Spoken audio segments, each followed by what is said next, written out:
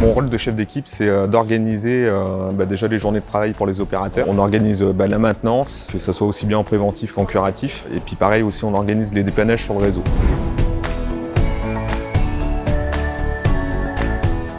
On reçoit ce qu'on appelle des DI, c'est des demandes d'intervention.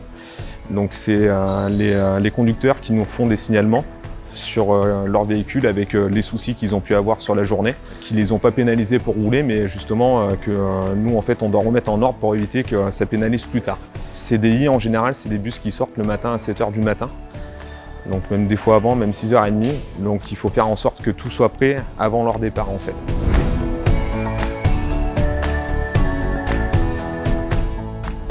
On a une partie préventive, en fait, c'est-à-dire que c'est tout ce qui est vidange et puis même dans le cadre réglementaire, du coup, le service des mines, qui correspond au contrôle technique des voitures. On fait aussi les climatisations, aussi en partie préventive, où on a un contrôle annuel qui est obligatoire.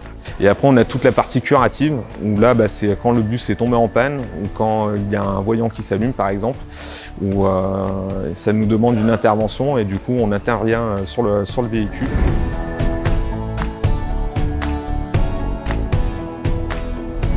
Avant, ça mettait plus de temps que ça, on était plus sur 4 mois et demi. Mais en fait, avec les travaux du projet Inspire, on a augmenté l'amplitude horaire des bus et il y a eu des services qui ont été rajoutés aussi.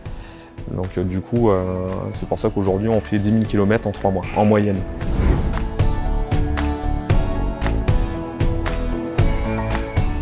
On regarde l'avenir en fait aujourd'hui.